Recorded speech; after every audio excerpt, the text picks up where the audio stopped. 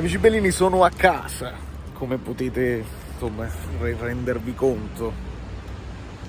È sempre bello e entro poi nella macchina. È sempre bello, è sempre emozionante, non lo so spiegare, non so perché è così bello. Vedete, c'è chi si fa le fotografie. Vado a vedere se c'è stato. Sta stato di Maradona. Dove sta? Dov'è il museo di Maradona? Dove tutte quelle iniziative, quelle cose, vado a vedere dopo, che non mi trovo, non capisco, è tutto abbandonato, è tutto sporco, che schifo, è sempre bello, che schifo, è bellissimo, è a casa, è quel cuore, ma che schifo, che abbandono, che depressione, che bello. E questo poi alla fine è il nucleo delle cose. Lasciate un like, iscrivetevi al canale. Questo è il nucleo poi del napoletano. In tutto. Tu vedi la tua città, com'è bella, però che abbandono. Perché siamo i rumori? Perché siamo abbandonati a noi stessi? Perché noi stessi facciamo schifezze? Insomma, volendo parlare di mercato, io non sto capendo nulla. Mi date voi la conferma via commento sotto che Petagna almeno è stato venduto al Monza, perché questo poi potrebbe sbloccare una serie di cose, perché leggo è fatta, non è fatta, eccetera eccetera, finché non vediamo le visite mediche, perché adesso sappiamo che Sirigu siamo tranquilli e ne abbiamo già parlato. Sirigu però non esclude, lo sappiamo, e abbiamo adesso delle nuove indiscrezioni sulla situazione Meretta, adesso sappiamo il perché è tutto così in attesa e in bilico, perché lo stesso Spezia è fatta per Dragoschi, non è vero niente, perché Dragoschi pare abbia un contenzioso ancora aperto con la Fiorentina, tipo la Fiorentina non gli vuole pagare un paio di mensilità, e allora è tornato per ripicca, è tornato a Firenze, io sto qua, non mi muovo finché non risolvete, e quindi adesso lo Spezia potrebbe ritornare, ma voi pensate un pochino, il povero Meret che in questo momento sta lì in attesa di vedere se il piano B dello Spezia viene a funzionare. È triste, è un po' deprimente. E quindi lì poi sapremo, perché a quel punto lo sai, perché non lo puoi regalare, non lo puoi svincolare a Meret. Se lo devono venire a prendere in prestito, in comproprietà, non si può fare più. Diritto di riscatto, l'obbligo di riscatto, qualcosa deve succedere per poi noi poter sperare di riversarci nel discorso Navas, visto che stanno sicuramente parlando di Fabian. Allora tu, mentre stai a telefono, una mail tira l'altra e gli chiedi pure di pagarti Navas nell'offerta, perché questo poi potrebbe avere pure un peso nella trattativa per Fabian. Dici sì, mo piglia a Fabian, te dunque 20 euro, però Navas te la paga solo tu. Capite che cosa vuol dire? Idem per quanto riguarda Kepa, però lì la situazione di Koulibaly già è stata risolta, di conseguenza è una trattativa a parte, e questo ci lascia un attimo ancora interdetti a pochissimi giorni dalla partita, quindi noi adesso non sappiamo se ci mettiamo Meret in porta e sì, credo Meret, non lo sappiamo. Sarebbe anche assurdo mandare Meret in panchina e far giocare e far esordire Sirigu in un campionato che non ha fatto un allenamento.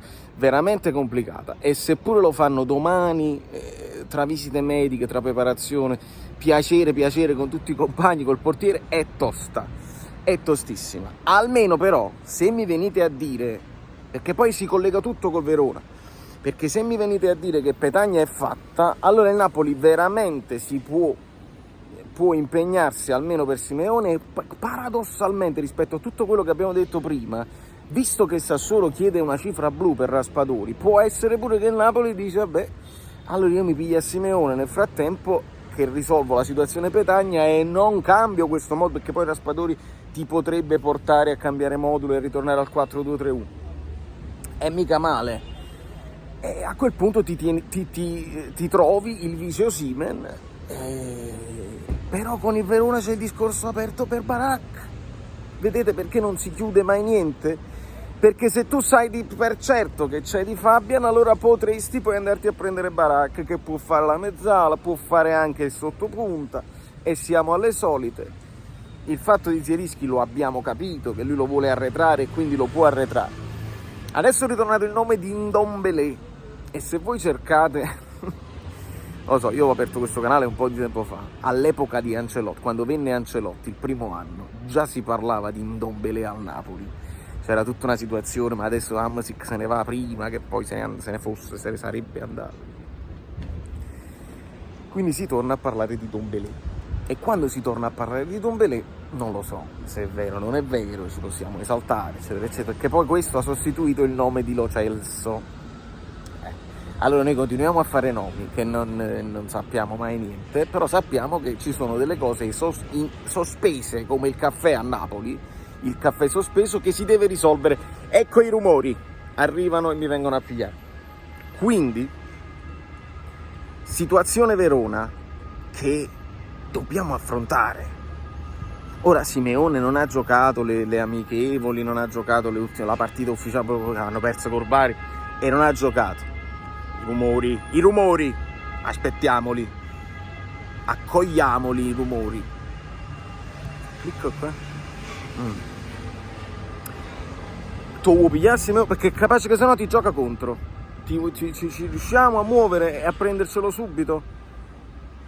Perché potrebbe anche essere che il Monza annicchia, aspetta, tanto possono aspettare e nel frattempo tu stai in difficoltà e quindi il Monza, Berlusconi, gli amici del Milan hanno pure piacere che il Napoli sta un po' in difficoltà all'inizio e magari non ingrana la marcia. Lo capite cosa significa avere i rapporti, avere tutte queste squadre del nord in Serie A e noi niente, perché non abbiamo amicizie con gli altri club, con le altre società e non riusciamo. E allora tu devi partire bene col Verona e levaglielo a Baracca, levaglielo a Simeone, se no te li ritrovi contro e se è stato perché non sarebbe la prima volta,